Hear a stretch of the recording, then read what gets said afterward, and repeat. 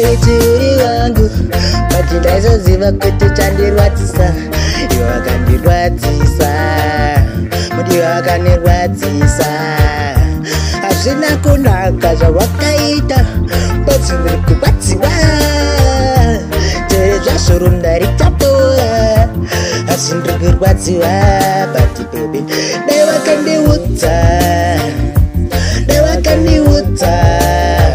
pachiri nekamukana nekuti apa wakaita kuninyudza dai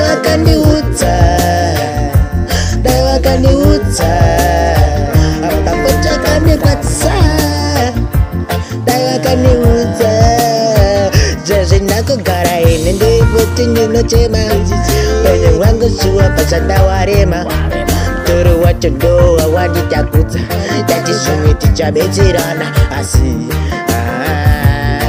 zvinowanikwa muupenyu hanzi zvirimo muupenyu asi ndakarwadziwa navanarema dai wakandiudza ndisina kutambisa wanguva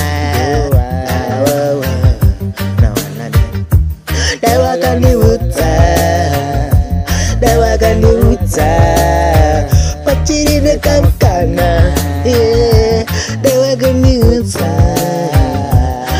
asi moyo mangu muneroda handikunyepera ukandisiya kumarenda chokwadi mumoyo mangu wakandiponda kundisiya neziya kana remurama aiwa ndaiti zvimwe uchadzoka aiwa moyo mangu ndatotyoka moyo makugara wakaloka ndati ndinevoti nditaonaki yekuandoka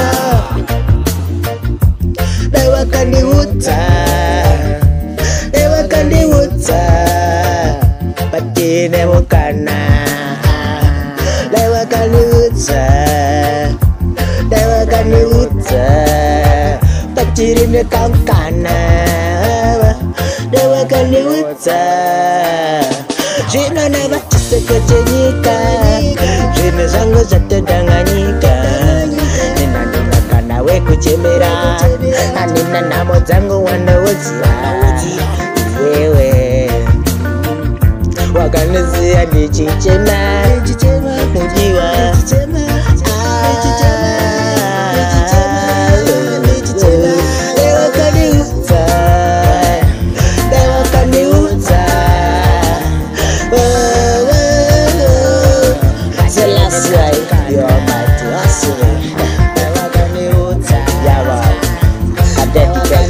Yeah, my life is a beautiful thing.